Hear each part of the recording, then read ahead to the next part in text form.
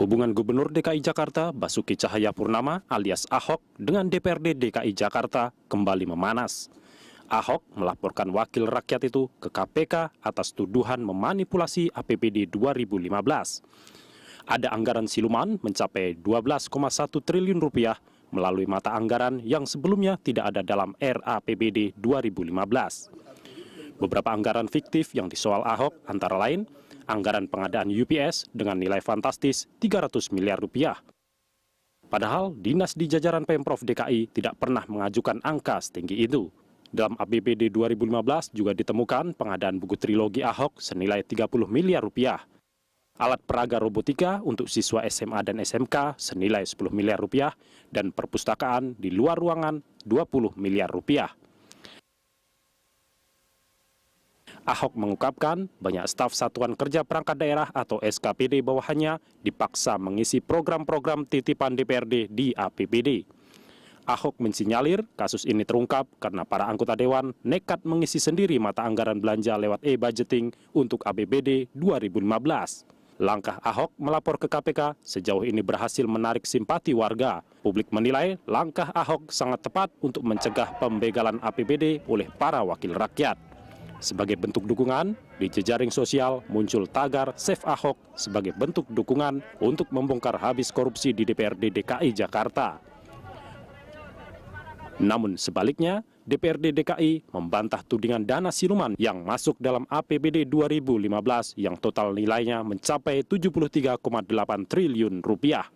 Menurut mereka, isu dana siluman sengaja dihembuskan karena Ahok panik setelah DPRD DKI menyiapkan hak angket sebagai reaksi atas pengajuan APBD 2015 ke Mendagri tanpa persetujuan mereka.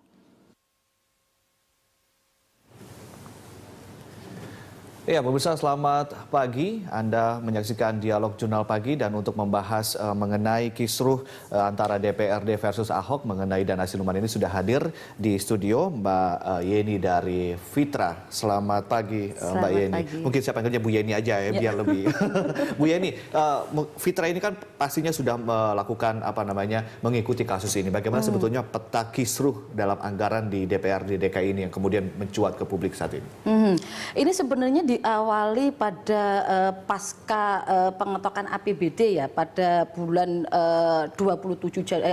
tanggal 27 Januari tahun 2015 di mana RAPBD itu disahkan ya kan oleh DPR dengan alokasi sekitar 73,08 triliun. Kemudian 2 Februari tahun 2015 Pemprov itu mengirimkan dokumen RAPBD 2015 ke Kementerian Keuangan. Kemudian selang 2 hari 7 Februari Kemendagri mengembalikan RAPBD itu dengan alasan rincian yang kurang lengkap begitu. Nah, ini tidak ada dianggap tidak ada tanda tangan Ketua Banggar. Kenapa itu dikembalikan kepada Pemprov. Selang 2 hari berikutnya 9 Februari 2015 DPRD mengirim dokumen RAPBD versinya DPRD yang itu dianggap sudah dibahas begitu. Kemudian Ahok pada tanggal 11 Februari selang 2 hari juga Ahok menduga ada anggaran siluman karena ada versinya Pemprov yang dikirim kemudian dikembalikan kemudian diajukan kembali ke Kementerian Dalam Negeri oleh DPRD. Nah, selang 2 hari lagi, ini kan 2 hari lagi tuduhan Ketua DPRD karena tidak ada penyerahan rancangan APBD yang sudah dibahas seperti itu. Nah, 14-nya itulah kemudian 14 Februari itulah kemudian Ahok itu melaporkan kekisruhan ini kepada Presiden. Awalnya seperti itu. Nah, sebenarnya peta kekisruhan ini kan di tahapan pembahasan umpamanya kita mencoba melihat bahwa DPRD DKI Jakarta menganggap ada 2 versi APBD 2015 yang diberikan kepada Kementerian Dalam Negeri untuk kepentingan review berbeda dengan hasil kesepakatan paripurna. Ini kan dianggap bahwa Ahok ini mencoba untuk mengirimkan ke Kementerian Dalam Negeri itu dalam bentuk e-budgeting begitu kan. Tetapi Kementerian DPRD itu menganggap itu tidak dibahas. Dalam ranah politik kemudian dari pihak DPRD sendiri menyatakan bahwa menuding Ahok melakukan ini karena memang Ahok sudah untuk menutupi hak angket dari DPRD itu sendiri. Tapi kemudian kalau kita lihat, Bu Yeni lihat begitu, ini kan Pak Ahok sendiri bilang bahwa ini potensi terjadi sejak tahun 2012 silam. Kalau misalnya memang ini kemudian maju ke ranah hukum, lalu juga sekarang maju di ranah politik, apa kemudian nanti Ahok juga dan Pemprov DKI dari tahun 2012 juga tidak akan terjerat karena kan akan dituding melakukan pembiaran begitu, Bu Yeni? Begini, sebenarnya kalau kita mencoba untuk melihat ya laporan hasil audit BPK mengenai persoalan-persoalan di APBD DKI Jakarta memang banyak problematikanya kan begitu. Hanya saja yang kita coba tegaskan di sini bahwa baik sebagai pembahas di DPRD itu tidak pernah memakai sebenarnya laporan hasil BPK di dalam proses pembahasan. Itu kesalahan di DPRD sehingga mencuatlah kemudian kekisruhan ini. Ahok mencoba untuk melaporkan ke KPK dari hasil-hasil temuan-temuan di dalam APBD sebelum-sebelumnya. Sebenarnya ini kan persoalannya kan tidak adanya transparansi baik dari sisi eksekutif maupun legislatif pada saat pembahasan anggaran. Kita kalau kami mencoba untuk menyalahkan ini salahnya siapa? Apakah disalahkan eksekutif atau legislatif? Kita menyalahkan dua-duanya. Dua-duanya. Toh mereka juga bekerja sama dalam proses legislasi atau pembahasan anggaran begitu ya? Begini, Mas, kalau kita berbicara mengenai persoalan skema politik anggaran, ada dua institusi yang membahas, eksekutif sebagai pengusul dari APBD, rancangan APBD. Yang kedua adalah teman-teman legislatif sebagai pembahas membahas dan menyetujui, tetapi tidak mengusulkan. Itu salah. Tapi yang kasus yang sekarang justru mengusulkan. Mengusulkan itu yang tidak salah sesuai dengan Undang-Undang MD 3 gitu kan yang sudah aminin oleh MK. Itu kan tidak ada di ranah itu. Di Undang-Undang 23 soal pemerintahan daerah tahun 2014 itu tidak ada kewenangan DPRD untuk mengajukan atau jadi membuat. jangankan membahas mengenai isinya, tapi caranya saja sudah salah begitu ya? Begitu. Ya dua-duanya salah lah. Kalau kita bilang bangunan transparansinya untuk keduanya kita anggap masih cukup relatif rendah karena tidak terbuka pada publik pada saat pembahasan anggaran. Perlunya harus ada konsultasi publik, kemudian ada uji publik, itu tidak dilakukan keduanya.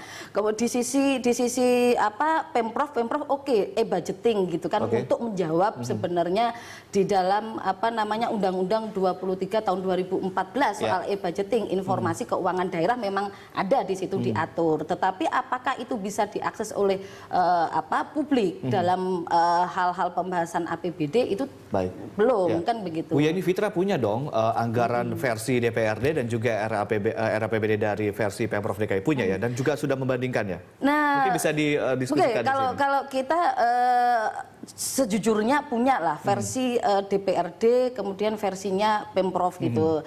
Saya coba satu saja contoh begitu ya. Kenapa nggak banyak contohnya?